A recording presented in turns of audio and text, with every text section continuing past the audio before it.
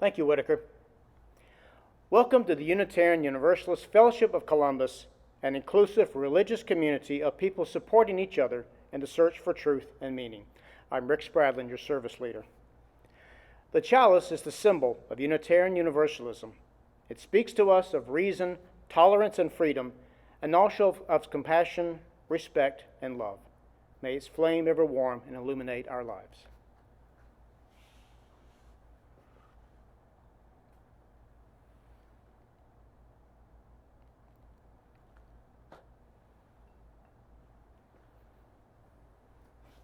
One of the ways we proclaim the vitality of our fellowship is through sharing brief and personal joys and concerns.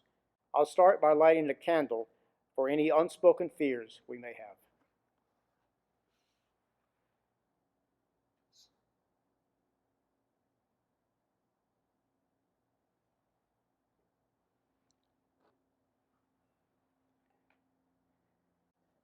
And we would also like to light a candle in loving memory of John Lewis.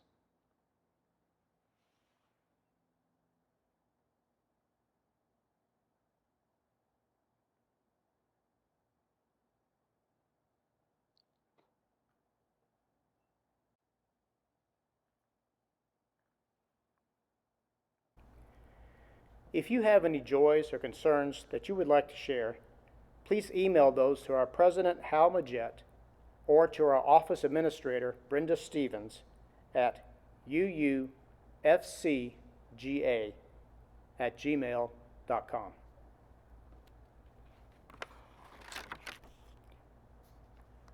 And now let us once again affirm the 7 principles which sum up the core values that Unitarian Universalist congregations support and promote. Number 1, the inherent worth and dignity of every person. Number 2, justice, equity, and compassion in human relations. 3, the acceptance of one another and encouragement to spiritual growth in our congregations. 4, the free and responsible search for truth and meaning. 5, the right of conscience and the use of the democratic process within our congregations and in society at large. 6, the goal of world community with peace, liberty, and justice for all. And 7, respect for the interdependent web of all existence, of which we are a part.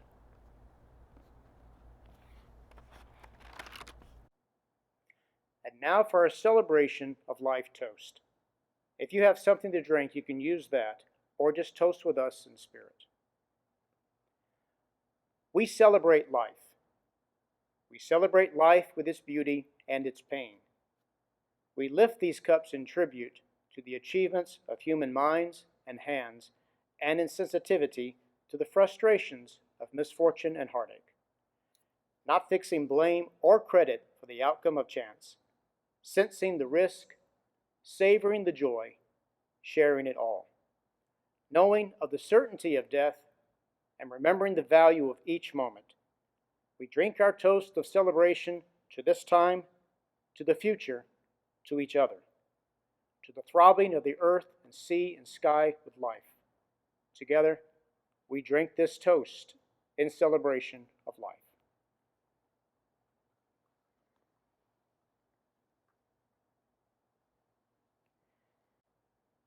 And now for our offering. If you would like to contribute, you can mail your contribution to UU Fellowship of Columbus,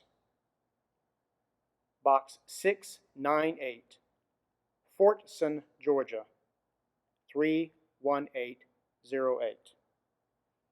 We have a PayPal account set up as well. And now Whitaker will play for us. Thanks, Rick. I have another Bach prelude this week. This one is in B flat major.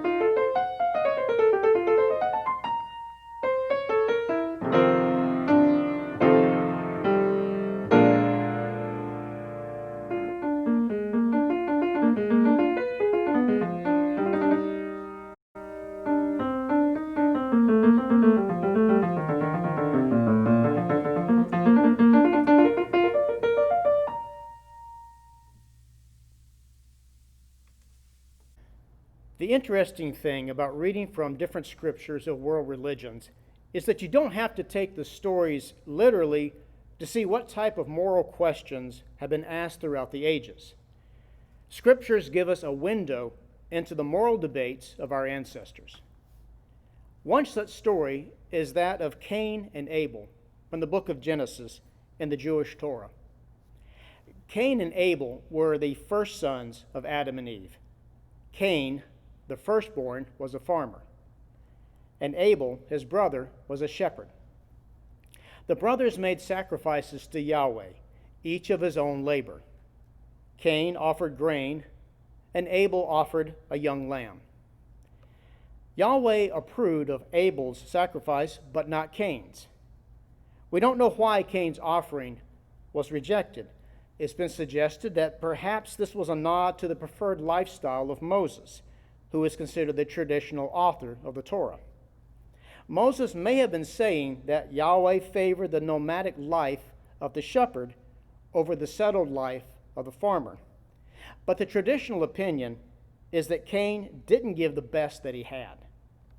Either way, Cain became jealous, and Yahweh told him that sin was at his door and warned him not to give in. But Cain did give in to his jealousy, and he murdered his brother Abel. Yahweh asked Cain where his brother was, and Cain lied. He told him, "I don't know." And then Cain asked the moral question of which this chapter is best known. He asked, "Am I my brother's keeper?" The Hebrew word used in the story for keeper is shomer, which means to keep, to guard, to watch. So in other words, am I my brother's keeper literally means, am I my brother's watcher, keeper, or guardian? The Torah uses questions like these, whether it's Yahweh asking Adam and Eve where they were, or asking Cain where his brother was, as a literary vehicle to move the story along. With Cain's question, "Am I my brother's keeper?" the Torah baits us to answer Cain. It invites us to respond to this exchange and shout back in disbelief, "Of course you're your brother's keeper." The hateful rejection of that fact was what allowed you to spill his blood. By posing and leaving this question unanswered, the Torah compels us to articulate this fundamental moral principle for ourselves. It prompts us to experience our response as a primal intuition, just as Cain's violence was also a primal intuition. In response to the murder of Abel, Yahweh banishes Cain from the land outside the Garden of Eden. Cain complains about his punishment, saying, "Today you have driven me from the soil. I shall be a fugitive on the earth, and anyone who meets me may kill me." Genesis chapter 4, verse 15. Now, at this point, you're likely thinking to yourself, now wait a minute. Anyone who meets me, who else is there? Who is it that he's concerned might kill him? We've got Cain and Abel. We have Adam and Eve. Who else is out there? The ancient Hebrew scholars who read this story and discussed it for generations never raised this point. They knew that the question, "Who else is there?" was a meaningless question.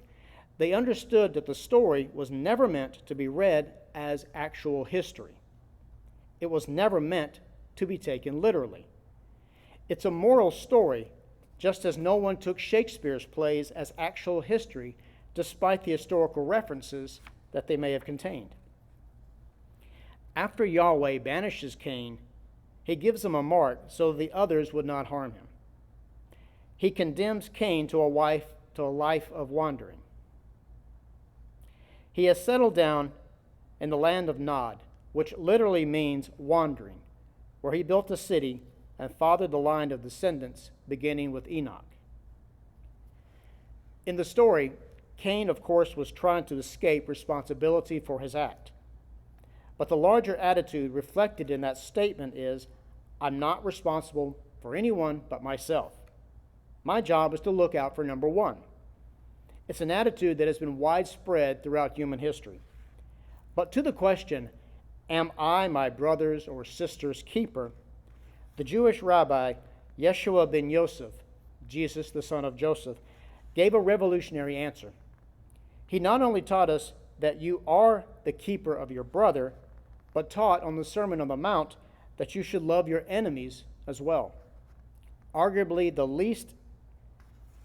the hardest commandment in Christianity, and the one taken least literally.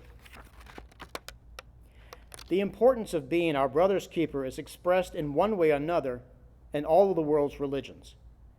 As a result, throughout history, the arc of the universe has shown to be bent towards justice, though a slow, gradual arch it may seem to be.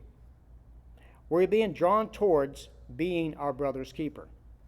More and more of us are crying out for justice at all levels of society. I served in the National Guard because I am my brother's keeper.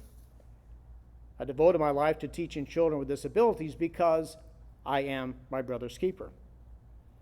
I add my voice to those demanding justice because I am my brother's keeper. I wear a mask when I'm out in public because I am my brother's keeper. As Colin Kaepernick said, stand for something, even if it means you lose everything. Thank you for listening.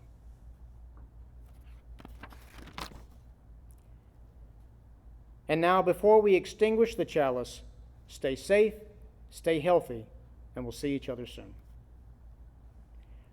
We extinguish the chalice here that it might glow gently in our hearts as we leave this place.